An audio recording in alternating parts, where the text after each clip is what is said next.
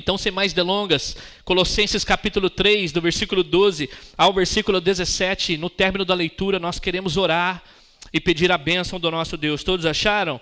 Diz assim a palavra do Senhor: portanto, como povo escolhido de Deus, santo e amado, revista-se de profunda compaixão, bondade, humildade, mansidão e paciência. Suporte-se uns aos outros e perdoe as queixas que tiverem uns contra os outros. Perdoem como o Senhor lhes perdoou. Acima de tudo, porém, revista-se do amor, que é o elo perfeito. Que a paz de Cristo seja o juiz em seu coração, visto que vocês foram chamados para viver em paz, como membros de um só corpo, e sejam agradecidos. Habite ricamente em vocês a palavra de Cristo. Ensinem e aconselhem-se uns aos outros com toda a sabedoria e cantem salmos, hinos e cânticos espirituais com gratidão a Deus em seu coração. Tudo o que fizerem, seja em palavra, seja em ação, façam-no em nome do Senhor Jesus, dando por meio dele graças a Deus Pai. Vamos orar? Pai, neste momento nós queremos colocar o nosso coração diante do Senhor, pedir que o Senhor venha sondar o mais profundo do nosso ser, desde o menor ao maior. Senhor, fala, Senhor Deus, de maneira particular. O Senhor conhece as nossas entranhas, lugares que, Senhor, pessoas nem desconfiam, Senhor. A esse é o nosso coração que nós pedimos: Senhor, vem. Vem e muda, Senhor Deus, as coisas de lugar. Tudo aquilo que está fora do lugar e precisa ser transformado. Que o Teu Santo Espírito aplique a Tua verdade em nosso coração. Usa a minha vida, Pai, com poder e graça, e ao sairmos desta porta, nós possamos ter a convicção que ouvimos o Teu chamado e estamos dizendo: Senhor, eis-nos aqui. Usa a nossa vida para a honra e glória do Teu santo nome. É que eu oro, Senhor, e peço a Ti em nome de Jesus. Pode dizer amém por isso? Irmãos, nós estamos na parte prática da carta. Quando nós iniciamos o capítulo 3, agora nós estamos trazendo a doutrina para ser aplicada na nossa vida. Por vezes eu tenho falado na nossa comunidade, nós não deveríamos nem estar batendo nesse tema, que a Bíblia precisa ser pregada, que as Escrituras precisam ser expostas com fidelidade. Mas isso não é tudo, isso é essencial, isso é inegociável. Uma igreja que se diz uma igreja segundo a Bíblia, ela precisa expor as Escrituras. Mas a partir do momento que as Escrituras são expostas, cai sobre aqueles que ouvem a mensagem de responder à mensagem. E ainda aquelas pessoas que não ouviram a mensagem, eles vão ter uma responsabilidade diante do Senhor. Mas eu consigo assim perceber a graça e a misericórdia de Deus na nossa vida, quando o Senhor nos dá a oportunidade em vida de ouvi-lo. Quando Deus te chama para ouvir a sua santa palavra, seja num culto, seja alguém ministrando, Deus quer chamar a sua atenção. Em nenhum momento o ser humano, antes da sua conversão, como nós tratamos nos 2 primeiros capítulos, nós não estamos interessados em ouvi-lo. Sabe por quê? Porque nós estávamos mortos em nossos pecados. E um morto não reage, irmãos. Um morto espiritual, ele não consegue ter o discernimento das coisas espirituais. Mas a partir do momento que o Senhor entra na nossa vida, queridos, Ele transforma todo o nosso ser. Ele começa numa transformação interior. E de maneira exterior, nós começamos a responder a esse chamado do Senhor. Aqui está Paulo, nos 2 primeiros capítulos da carta, falando sobre a centralidade de Cristo. Esse Cristo, ele veio ser o centro, sim, de todas as coisas, principalmente da vida daqueles que ouvem o Evangelho, irmãos. E nesse momento da carta, a partir do capítulo 3 ao capítulo 4, o apóstolo Paulo já ministrou, nós falamos isso na mensagem passada dessa última série, sobre o versículo 1 ao versículo 11 do mesmo capítulo. Paulo começa onde? Na nossa santidade pessoal. Irmãos, deixa eu falar uma coisa. Não queira mudar o outro primeiro. A transformação precisa acontecer dentro de nós. A santidade primeiro é pessoal. Igreja, hoje nós vamos falar da santidade no relacionamento com o outro. Para essa santidade alcançar a vida da igreja, ela precisa primeiro ser na nossa vida em particular. Amém? A igreja, ela é constituída de pessoas que estão sendo transformadas para que esses relacionamentos, o qual ela faz parte, que nós já aprendemos aqui que é o corpo de Cristo, eles possam ser também transformados. A igreja não pode ser um auditório, irmãos. A igreja é distinto de tudo aquilo que nós podemos imaginar, de qualquer coletivo na humanidade. Você vai para um estádio de futebol, as pessoas estão vibrantes. Você vai para os shows, onde ídolos arrastam milhões de pessoas, as pessoas estão vibrantes. Mas quando acaba aquele momento, elas podem se abraçar, chorar, rir juntas. Terminou aquele momento, cada um pega lá e vai para a saída 4, a saída 5, 6, você nunca mais viu aquelas pessoas. Estádio de futebol. Mas a igreja não é isso, irmãos. A igreja é muito mais do que um ajuntamento. A igreja foi chamada para um relacionamento, primeiro com Deus e com o seu santo corpo, que é a igreja. O meu desafio como pastor é apresentar Cristo à igreja, para que a igreja comece a viver Cristo em seus relacionamentos. E hoje nós trataremos somente do relacionamento dos irmãos uns com os outros.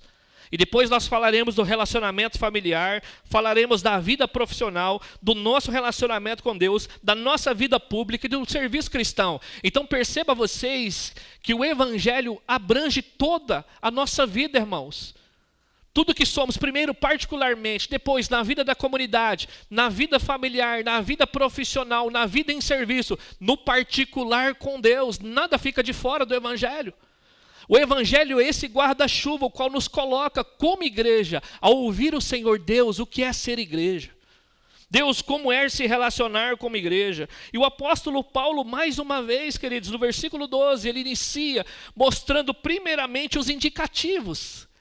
Eu não sei se você tem percebido isso na carta de Paulo aos Colossenses, mas também se você ler Efésios, se você for ler Romanos, se você for ler Filipenses, primeiro ele nos chama a atenção do que Deus fez na nossa vida primeiro.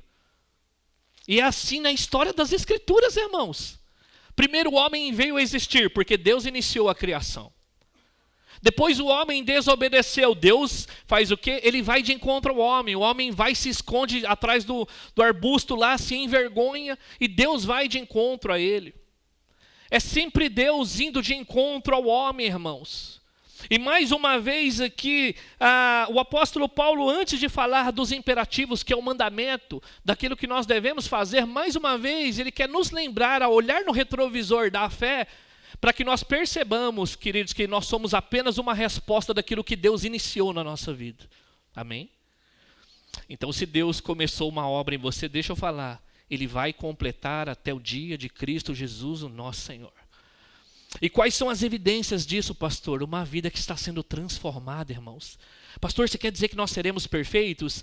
Ainda não, mas nós estamos caminhando para a perfeição. Deus não começa algo e deixa pelo caminho, Ele começa e Ele completa, irmãos. E a nossa esperança está nisso. Pastor, como eu sei que o Senhor começou uma boa obra em mim? Hoje Ele vai falar dos requisitos. Não basta apenas ter folhagens, os frutos terão que aparecer, irmãos. Os frutos vão ter que aparecer mais cedo ou mais tarde. E os frutos aparecerão na vida da igreja, na vida familiar, na vida profissional, na vida com os de fora, com o Estado, com o descrente. Deus não fica aqui no domingo. Nós terminaremos essa mensagem e não adianta falar, Deus, fica na igreja até domingo, vou voltar para minha segunda-feira, e nós tocamos o terror em casa. E nós tocamos o terror na empresa. E nós andamos pelas ruas do Japão e nós não ligamos para ninguém. Não, irmãos. Nós somos um culto vivo a Deus. Esses prédios aqui não têm significado nenhum se Deus não for presente na nossa vida. Isso aqui é só um prédio. A resposta da salvação é quando nós abrimos essas portas, quando você começar a se relacionar com seus irmãos, com a sua vida familiar, profissional, na sociedade, com Deus em particular e no serviço da obra. E o apóstolo Paulo, chamando a nossa atenção, então no versículo 12, ele vai começar dizendo, portanto, olha só aqui os indicativos, como um povo escolhido de Deus. Qual a primeira coisa que Deus faz antes de falar para você faça? Deus escolheu você, irmãos. Deus escolheu. E deixa eu ser fiel ao evangelho aqui. Deus não olhou lá e falou, lá está o melhor lá de Suzuki, hein? É o Luciano, é ele mesmo. Não. Ali está o melhor de Iga. Não. Deus escolheu pela sua graça e pela sua misericórdia, irmãos. Nós estávamos lá na prateleira, eu tenho falado sobre isso. Ninguém nem queria, e estava certo. Nós não tínhamos nada de atraente em nós mesmos. Mas Deus, na sua graça, na sua bondade e misericórdia, Ele decidiu nos escolher. João, lá no capítulo 15, não precisa abrir, mas você pode anotar. João capítulo 15, no versículo 16, na parte A, vai dizer assim: vocês não me escolheram, mas eu os escolhi para irem e darem fruto. Amém? Foi Jesus que diz para os homens abandonarem as redes: segue-me. Quando ele viu Mateus lá colhendo os impostos, ele diz: abandona tudo e vem. Quando ele encontra os homens e diz: eu farei de vocês pescadores de homens. Então saiba, irmão, se vocês estão aqui, se vocês estão rendidos a Cristo, foi Ele que nos chamou, irmãos. Então, como um povo escolhido de Deus. Mas não somente isso, Ele vai dizer também como um povo escolhido de Deus e também santo.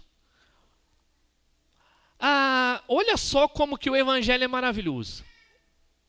Deus, se Ele quisesse, né? Somente hipótese, tá bom? Ele poderia somente nos escolher para qualquer propósito. Mas para os seus Ele escolhe para separá-los. Como um povo escolhido de Deus e santo. Santo é separação. Quando você vai ler 1 Pedro capítulo 2, versículo 9, o apóstolo Pedro vai dizer ali: vocês, porém, são geração eleita, sacerdócio real, nação santa, povo exclusivo de Deus.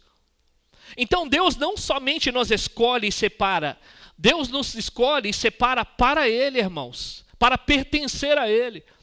Como o apóstolo Pedro vai dizer em 1 Pedro 2,9, um povo exclusivamente seu, louvado seja Deus. Quantos santos nós temos aqui? Não tem nenhum santo aqui, gente. É santo de escolhido por Deus. Mas nem na fé não vai. Calma, irmão. Quando eu falei santo, acho que os irmãos pensam: eu não sou perfeito, pastor.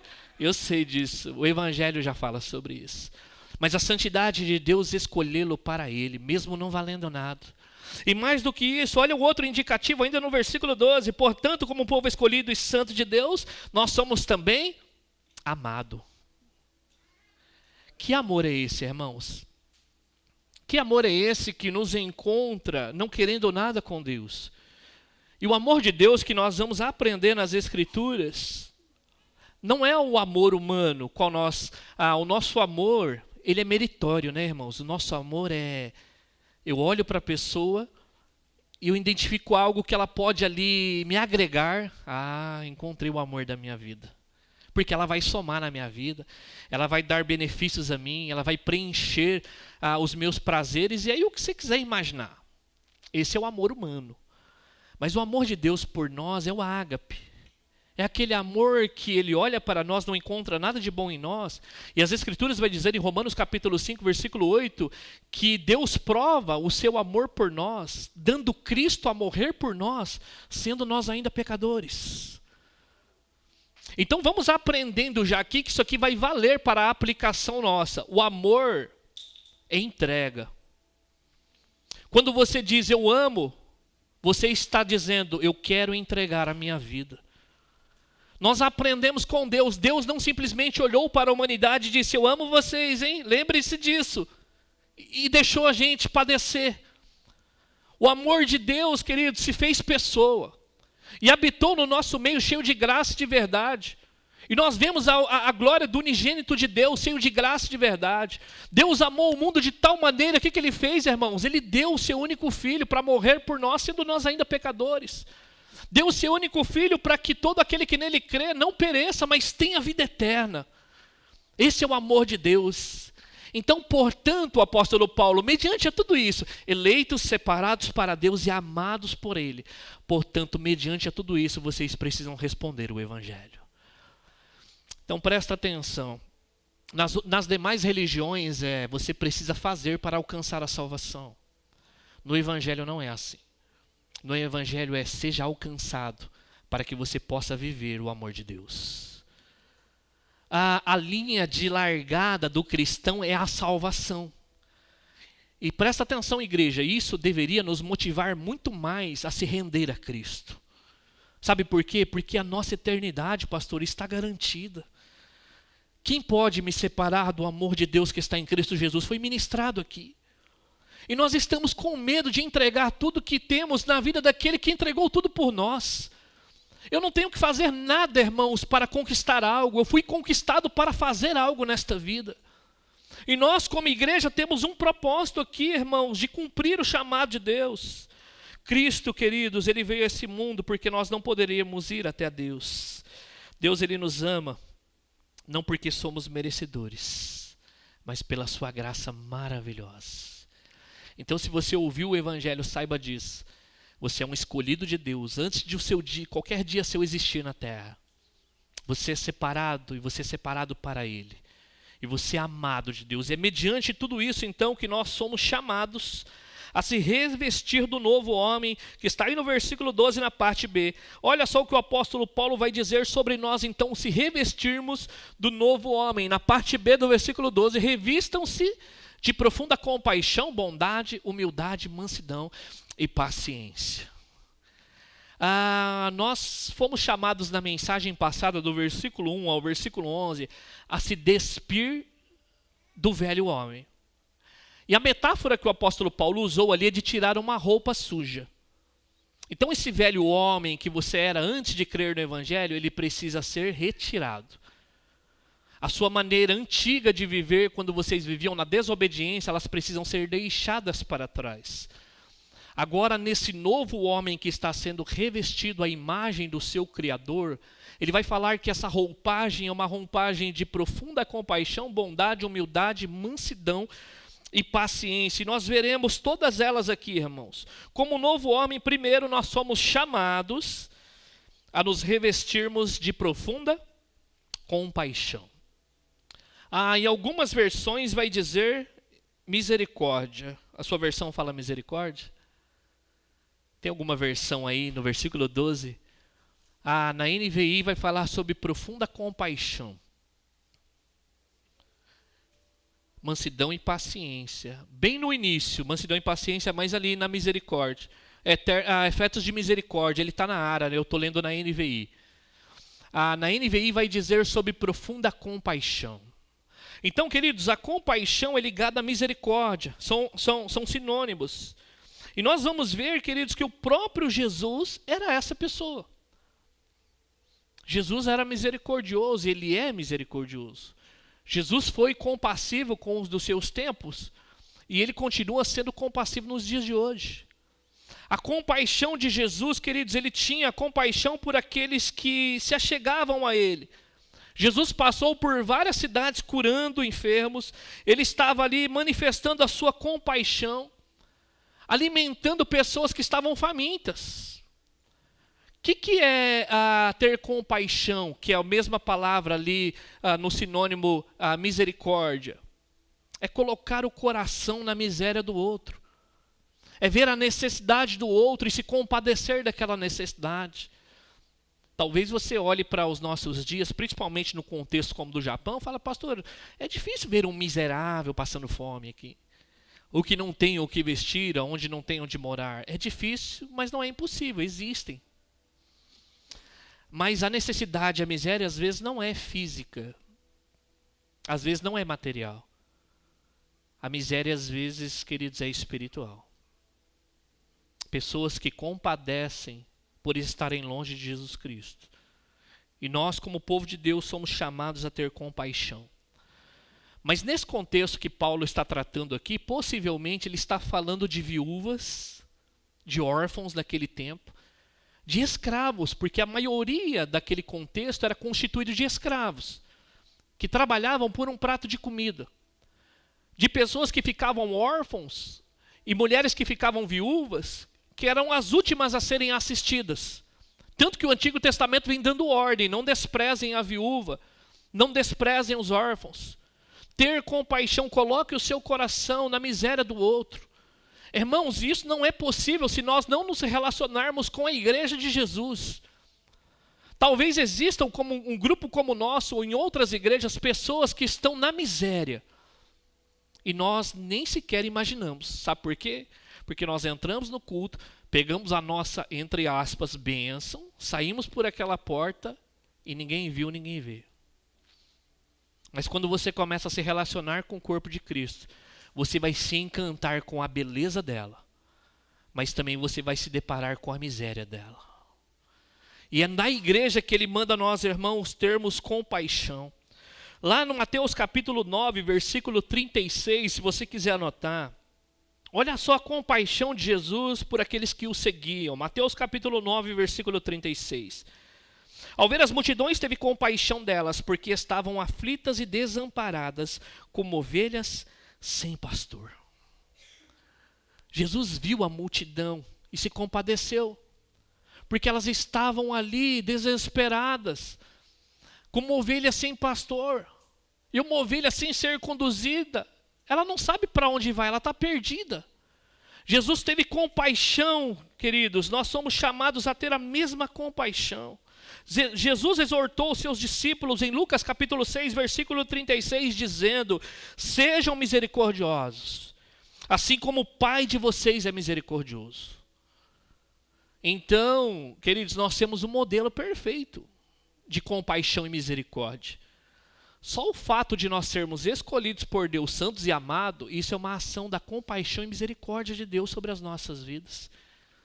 E aquele que recebeu compaixão, misericórdia da parte de Deus, o mínimo que nós temos que ter com aquele que necessita do nosso lado é compaixão e misericórdia.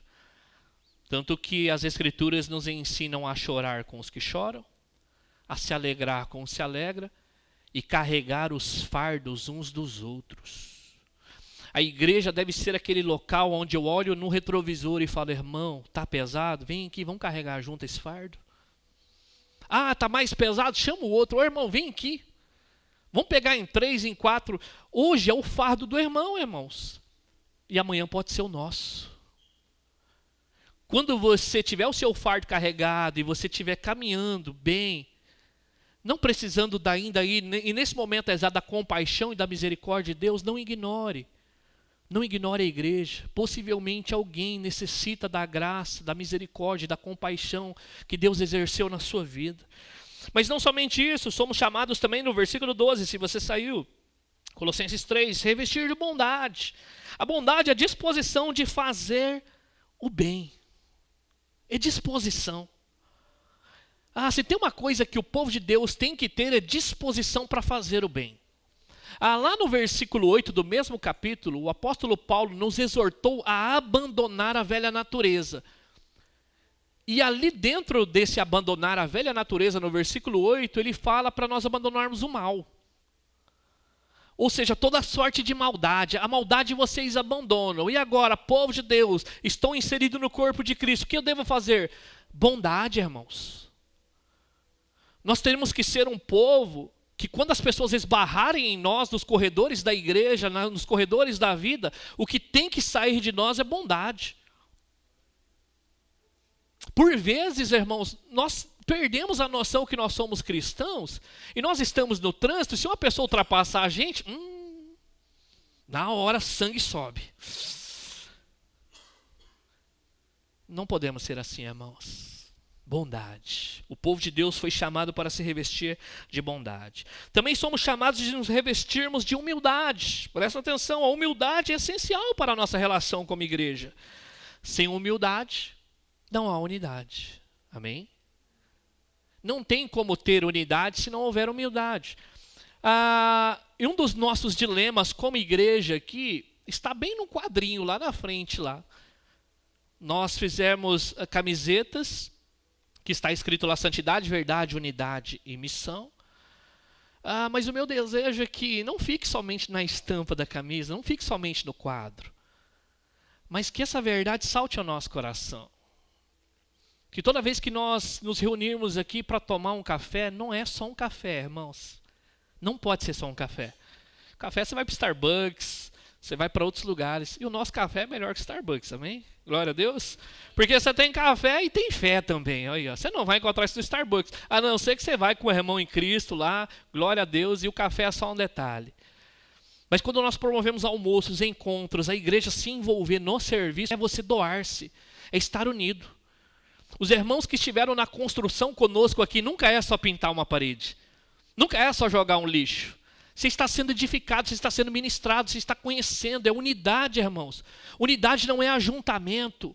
A unidade, ela parte porque nós temos aí o princípio da humildade. A humildade é honrar os outros mais do que a nós mesmos. Isso é humildade. A humildade não é porque eu sou o pastor da igreja e todos estão aqui debaixo e têm que me honrar. Não. A humildade se coloca debaixo honrando. Lembra de Jesus? Quando ele quer ensinar a humildade aos seus discípulos, sabe o que ele faz?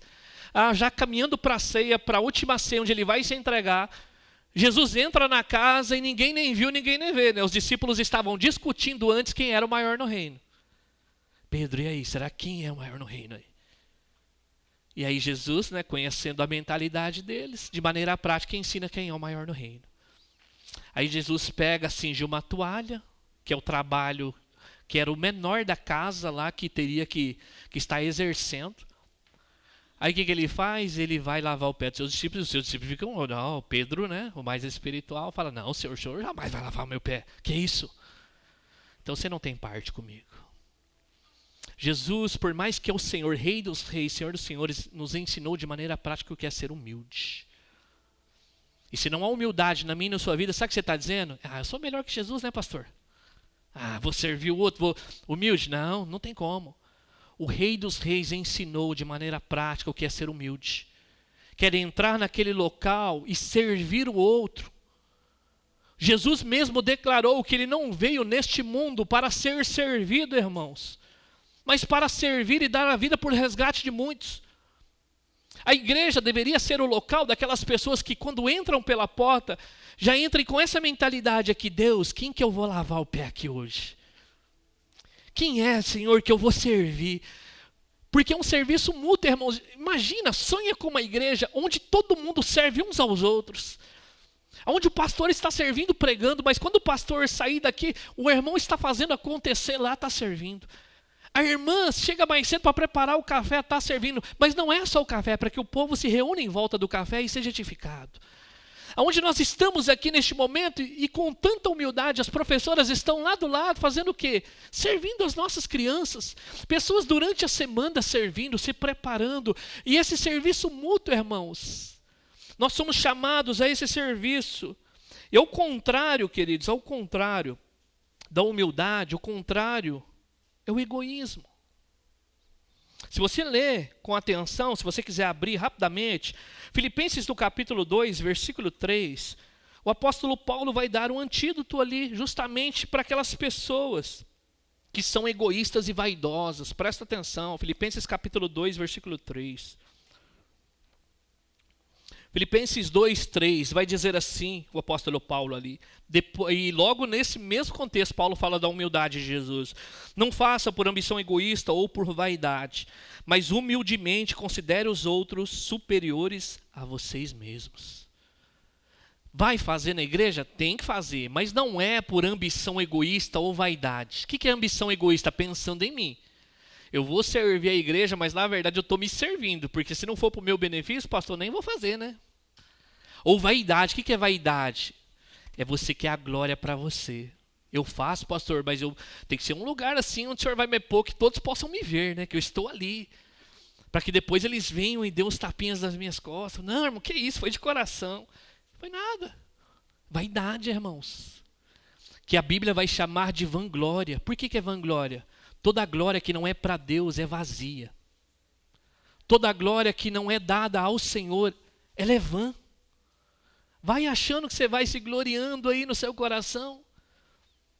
Irmãos, nós somos chamados, e o antídoto aqui, ele vai dizer, então, em vez de nós fizermos por ambição egoísta ou vaidade, faça humildemente. O que é humildemente? Considerando os outros superiores a você. As nossas brigas como igreja, brigas entre aspas, deveriam ser assim.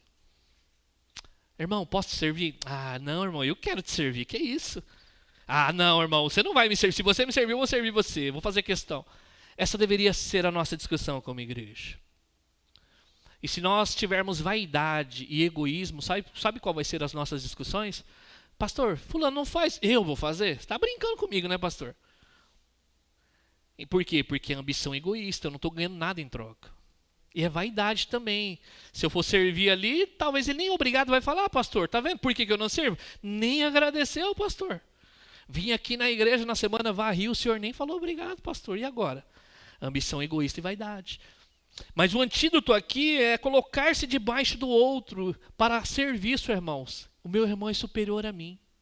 Por quê? Porque eu estou aqui no corpo para servi-lo. É humildade. Uma igreja, queridos, unida, é expressa por pessoas humildes que buscam servir umas às outras.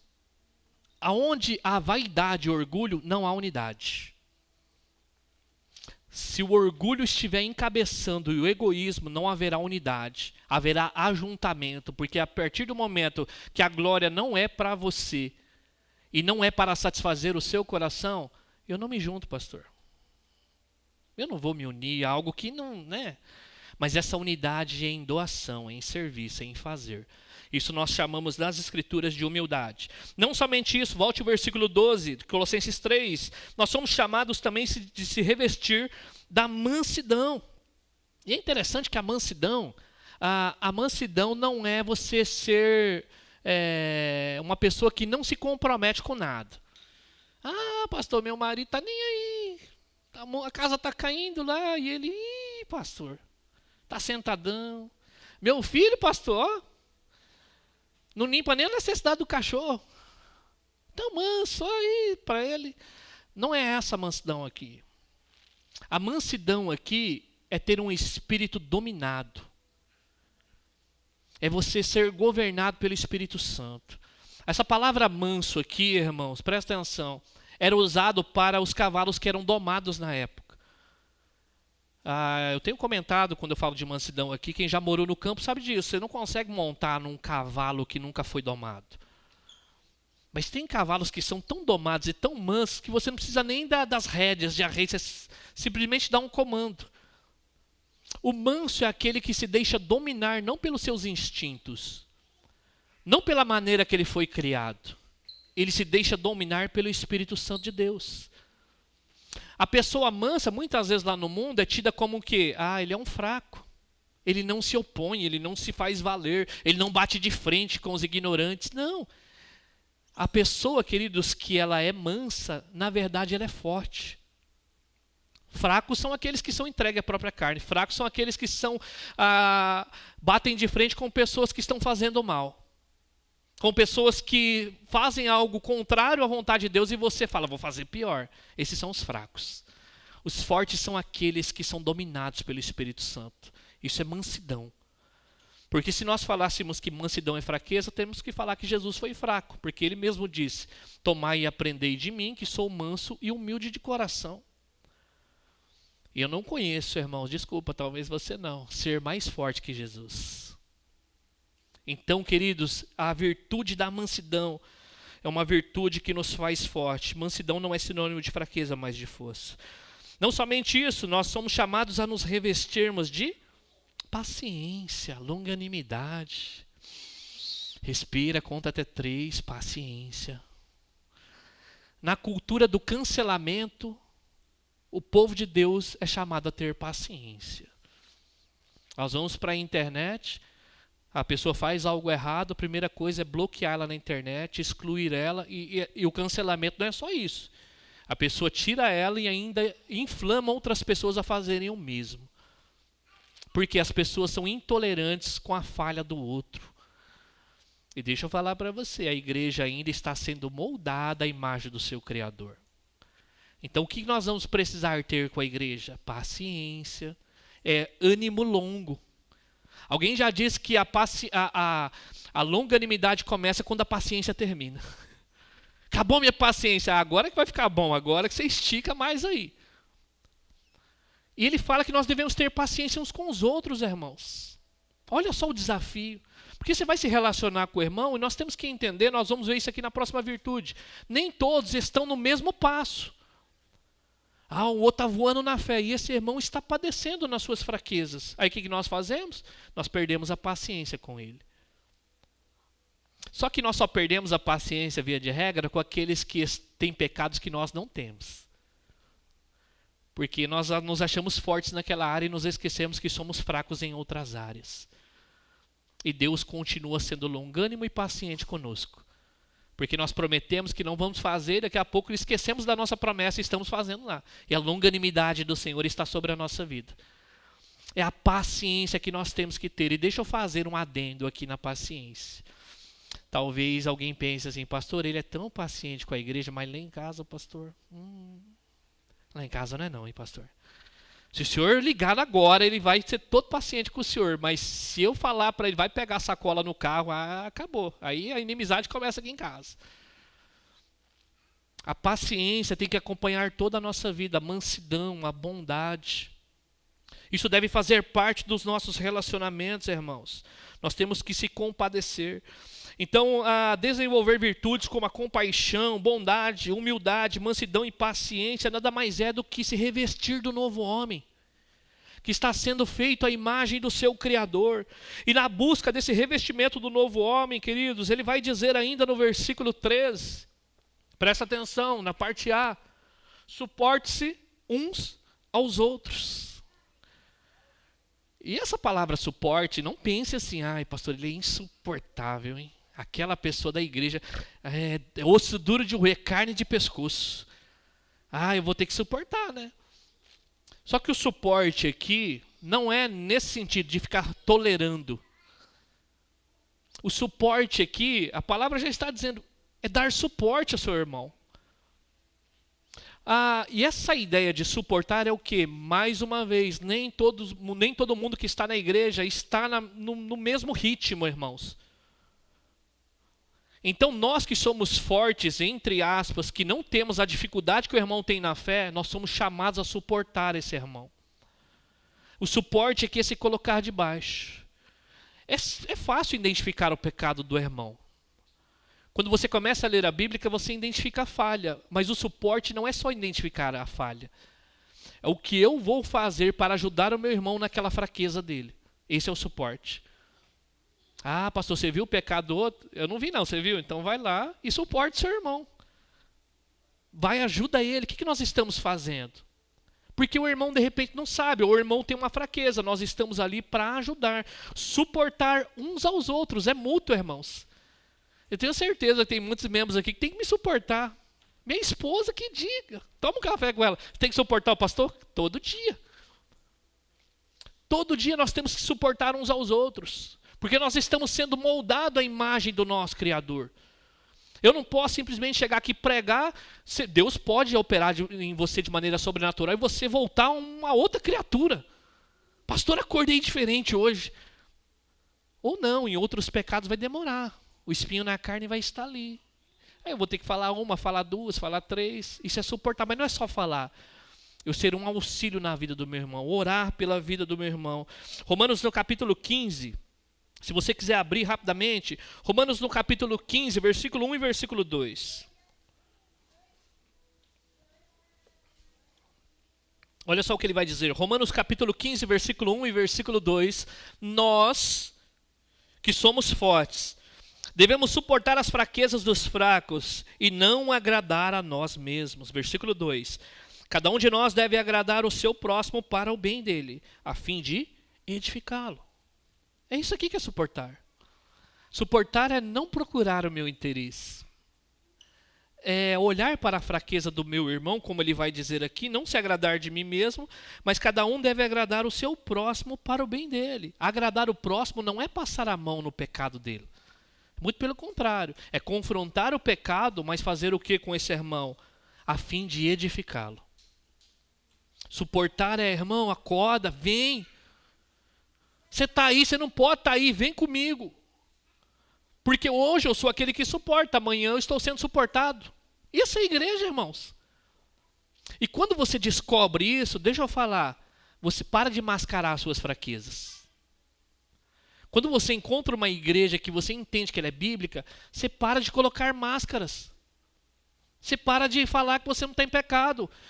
Tem coisas que não vão ficar claras diante da comunidade, mas se você tiver uma pessoa íntima que ama o Jesus, segundo as Escrituras, ele vai suportar você. Ele vai chamar com amor, falar, irmão, aí não dá, nessa parte aqui tem que arrumar, mas você não está sozinho, vamos junto. Isso é suportar, nós que somos fortes, na ideia aqui, queridos, não fracos em alguma área. Suportar, queridos, é ser um instrumento para o crescimento e fortalecimento espiritual um do outro. Meu desejo para o Bethel Iga é que seja uma igreja que suporta uns aos outros, irmãos.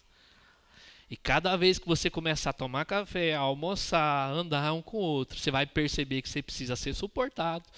E você vai precisar suportar cada vez mais o seu irmão, amém? E volte lá no versículo 13, se você saiu. Na busca de revestir do novo homem ainda, nós devemos também ter a disposição de perdoar uns aos outros. Versículo 13, parte B. Olha o que vai dizer aí. E perdoe as queixas que tiverem uns contra os outros, perdoe como o Senhor lhe perdoou. Ah, irmãos, no relacionamento da igreja o perdão precisa estar presente. Por que o perdão precisa estar presente, pastor? Porque ainda existe pecado no meio da igreja. Presta atenção, o perdão não é para quem merece, tá? Perdão não é mérito. Vou perdoar porque, pastor, ele está até merecendo, né? Até o senhor perdoaria ele, até o jeito que ele mudou. Perdoar aqui, ele vai dizer que é segundo o Senhor nos perdoou. E nós já sabemos disso, nós temos pregado sobre isso aqui. Levanta a mão aqui, quem merece o perdão de Deus? Ninguém? Eu também não. É por isso que nós devemos perdoar. Nós não perdoamos desde que. Nós perdoamos como? Como nós perdoamos, pastor? Como o Senhor nos perdoou. Aos discípulos, quantas vezes nós temos que perdoar? 70 vezes 7, ou seja, quantas vezes for necessário. Se você ficar mais anos na igreja, com certeza vai ter que perdoar mais. Se você ficar pouco tempo, vai perdoar menos. À medida que você está no relacionamento, haverá perdão. Sabe por quê? Porque o irmão vai falhar, irmãos. Eu não estou dizendo aqui, vai se jogar no pecado de maneira deliberada. Ele vai falhar, mais cedo ou mais tarde, nós falharemos. E nós, como cristãos, vamos até o irmão e falar assim, me perdoa, irmão, perdoa, irmão. Não só perdoo, como vou suportar você nessa área aí, essa fraqueza aí. Eu não posso ajudar você, mas eu vou orar. Talvez tem coisas que eu posso fazer que eu não posso te ajudar, mas eu vou orar, vou te dar um livro, sei lá, vamos conversar com o pastor, vamos chamar os irmãos maduros na fé, vamos caminhar junto, mas eu te perdoo, claro, irmão. Porque aqui, o perdão é segundo Deus. Jesus nos ensinou a orar assim, irmãos. Perdoa os nossos pecados como? Assim como nós perdoamos aquele que nos tem ofendido. É assim. Então, se nós não perdoamos o nosso irmão, sabe o que nós estamos falando para Deus? Deus, não precisa me perdoar, não. Ou se não, colocamos num posicionamento que nós nos achamos melhores do que Deus. Quem somos nós para não perdoarmos aquele que é fraco como nós, irmãos? Então, na igreja, irmãos, na igreja precisa haver perdão, porque Deus nos perdoou em Cristo Jesus, amém? Mas no versículo 14, ele vai amarrar todas essas vestimentas numa virtude muito conhecida nas Escrituras. Versículo 14, acima de tudo, porém, revista-se do amor, que é o elo perfeito. E lendo alguns comentaristas sobre revestimento, né, porque a ideia é de roupa, aí você vai, bondade, mansidão, paciência, humildade, aí você, suporte, perdão. A ideia que um dos comentaristas estava ilustrando é como se você colocasse toda a roupa e precisasse do acessório principal. As vestimentas daquele tempo eram vestimentas longas, que muitas vezes tinham que colocar um cinto para que pudesse suportar as vestimentas. Ou quando a pessoa fosse correr ou fosse trabalhar, as vestimentas eram longas, então ela subia as vestimentas e prendia no cinto. Então ele está dizendo aqui, acima de todas essas virtudes, que são virtudes essenciais para o nosso relacionamento, esteja o amor, que é o elo perfeito, ele fecha todo o ciclo. Irmãos, o amor precisa estar presente. Lembra que eu introduzi falando que Deus nos amou e amar é se entregar? É esse amor que nós, à luz de 1 Coríntios, capítulo 13, no versículo 4 ao versículo 7, ele vai dizer a respeito do amor assim. O amor é paciente, o amor é bondoso, não inveja, não se vangloria, não se orgulha, não maltrata, não procura os seus interesses, não se ira facilmente, não guarda rancor. Versículo 6. O amor não se alegra com a injustiça, mas se alegra com a verdade. Tudo sofre, tudo crê, tudo espera, tudo suporta. Então, acima de tudo, a entrega. acima de tudo, o elo perfeito que amarra todas as coisas é o amor. É ele que deve estar pautando. Por que somos bons, pastor? Porque amamos. Por que somos humildes? Porque amamos. Por que eu sou manso? Porque eu amo. E alguém poderia entrar na igreja e pensar assim: pastor, eu amo a igreja do Senhor Jesus. Claro, irmão, me conte por quê. Pastor, chega na recepção, aquele abraço caloroso, os irmãos estão sorrindo para mim. Pastor, a palavra é bíblica, os meus filhos estão sendo edificados. Pastor, como que eu não vou amar a igreja?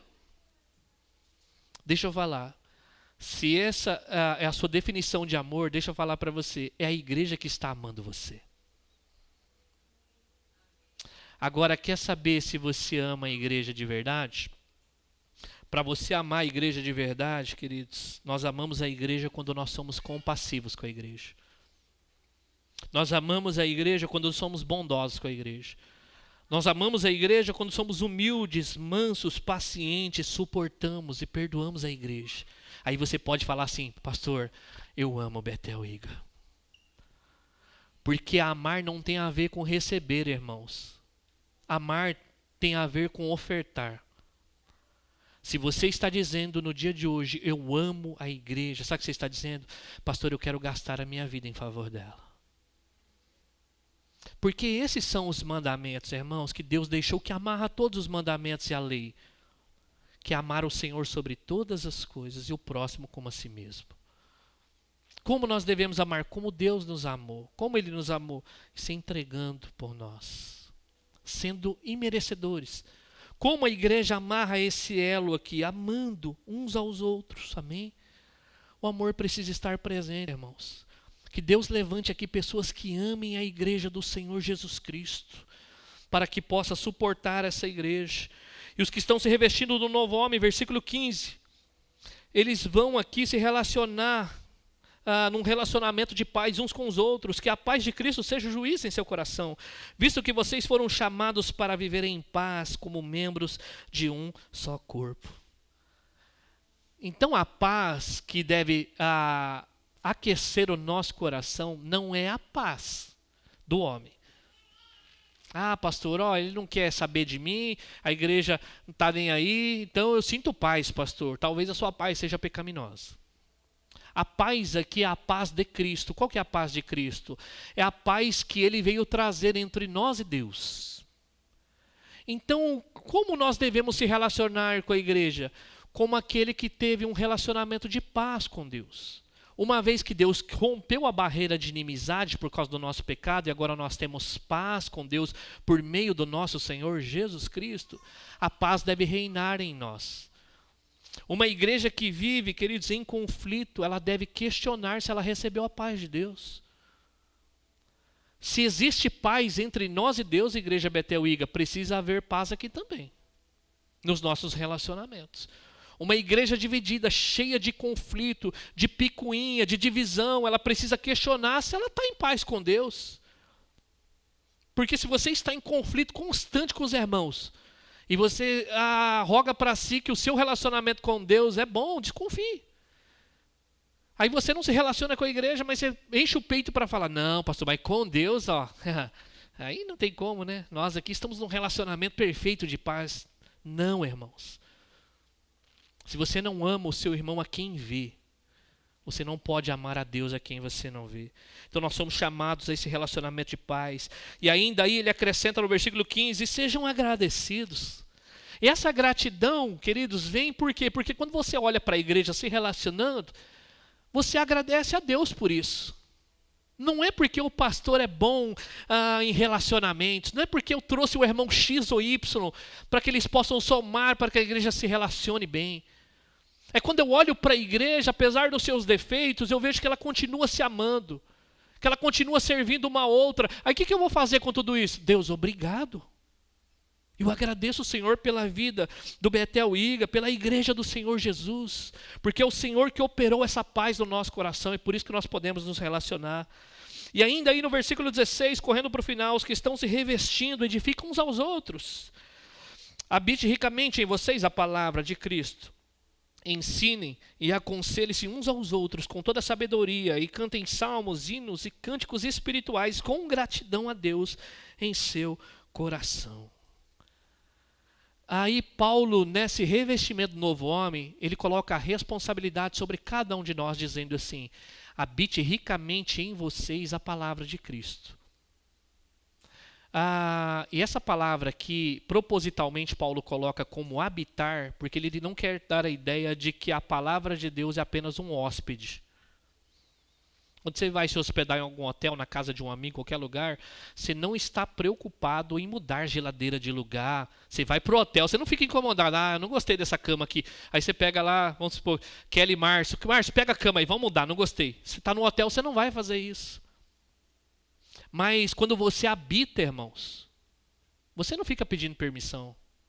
Você não vai pedir permissão para o pastor. Pastor, será que eu liguei para o senhor só para saber se eu posso mudar a cama de lugar? Você é hóspede ali, ou você é um habitante? Você habita, você tem todo o direito de mudar. Quando ele diz habite, deixe a palavra governar a vida da igreja. A palavra ter liberdade em todo o nosso ser. Que a palavra não peça autorização para mudar o nosso caráter, a nossa maneira de se relacionar. Ela tem liberdade, irmãos. É o que a palavra diz, pastor, como nós devemos se relacionar. É isso aí, pastor, que governa a nossa vida. O que Deus fala sobre o relacionamento da igreja? É isso que deve habitar em nós. Não é o que nós pensamos o que deve ser, é o que a palavra de Deus diz o que deve ser. É essa habitação. Senhor, se o Senhor disse: toma o governo em tuas mãos, conduz a igreja conforme o teu querer, a tua vontade. De que maneira isso é feito na vida da igreja? Ensinando e aconselhando uns aos outros. Então nós temos a responsabilidade de ensinar e aconselhar uns aos outros, mediante o quê? A palavra de Cristo. Nada existe em nós mesmos de bom, irmãos.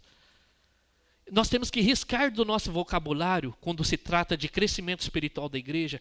Eu acho que é assim, temos que riscar.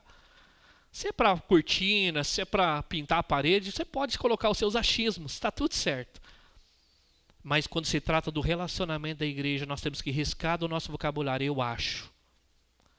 Nós temos que se relacionar com o irmão dizendo: assim diz o Senhor. Deus está dizendo isso, pastor, do relacionamento da igreja. Olha aqui, pastor, compartilha com o seu pastor o versículo. Se o irmão não quiser se relacionar com você, abre a Bíblia e fala: irmãos, olha aqui, Deus precisa habitar em nós com a sua palavra, para que Ele governe a sua igreja. E não somente isso, vai dizer aí no versículo 17, finalizando, irmãos: tudo o que fizerem, sejam em palavra, seja em ação, façam em nome do Senhor Jesus, dando por meio dele graças a Deus Pai. Então a nossa ação e a nossa palavra não pode estar desassociada. Tudo o que vocês fizerem, tanto em ações quanto em palavras, façam tudo em nome do Senhor Jesus Cristo. As nossas palavras devem acompanhar os nossos atos, irmãos. Se nós falamos que somos uma igreja unida, demonstremos isso na prática. Se nós falamos que amamos o nosso próximo, demonstremos isso na prática. Se nós estamos dizendo que pertencemos ao corpo de Cristo, precisamos demonstrar isso na prática. Mediante, ele vai dizer aqui o nome do Senhor Jesus, porque Ele é Senhor e Rei. É debaixo da autoridade. Lembra que lá no capítulo 1, nós fomos instruídos dizendo que Ele nos transportou do império das trevas para o reino do seu Filho amado.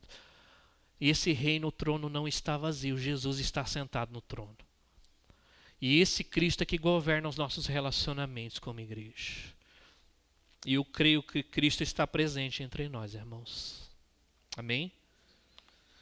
Se Cristo, que é o cabeça, está presente entre nós, o corpo precisa reagir. O corpo precisa ser habitado ricamente pela sua palavra. É um corpo que está em movimento, é um corpo que foi atrofiado por causa do pecado, mas Ele nos transportou, nos fez novas criaturas, é um novo corpo. Estávamos nas trevas sendo guiados por toda e qualquer sorte de imundícia, irmãos. E agora Ele nos trouxe para esse corpo para nos relacionarmos como igreja. Aonde a roupa suja, em nome de Jesus, seja deixada hoje aqui. Quando vocês saírem por aquela porta, Desfaça do velho homem. Quais são as roupas sujas que impedem o seu relacionamento com Deus e com a igreja dele? E diga ao Senhor hoje: Deus, eu quero essas vestes de santidade. Ensina a ser bondoso com meu irmão. Ensina a ser manso, humilde, compassivo. Me ensina a amar, a perdoar, a suportar, Senhor. Como o Senhor tem feito com cada um de nós. Queria fazer isso com você de pé.